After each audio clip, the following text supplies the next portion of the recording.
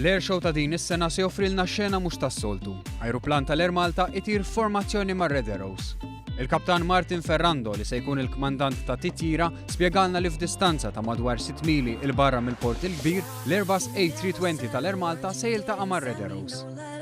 Nitlu fuq il-port li tkun naħseb jiena senarju impressjonanti li ttir fil-port bil-beċċis warajk at a low level of 800 feet, nibqgħu deħlin għal fuq ir-runway, ngħaddu fuq ir-runway, nerġgħu nduru fuq ħaddingli, nerġgħu niġu lura u nerġgħu ngħaddu għat-tieni darba fuq ir-runway. F'konferenza tal-aħbarijiet intqal li din hija kollaborazzjoni li ftit linji tal-ajru kellhom l-opportunità jagħmlu mat-tim tar-Royal Air Force. Fil-fatt f'dan l-aspett Malta se tissieħab ma' wħud mill-aqwa linji tal-ajru tad-dinja, British Airways, Virgin Atlantic u Emirates. L-Air Show ta' din is-sena se jiġi organizzat fis-27 u 28 ta' Settembru u din it-titjira se sseħħ il-ħadd għal ħabta tal-erba' ta' wara nofsinhar. Dan kollu se jfakkar it-tmiem tal-50 staġun ta' wirijiet ta' Red Arrows kif ukoll qed iseħħ filuq l-40 sena tal-Air Malta.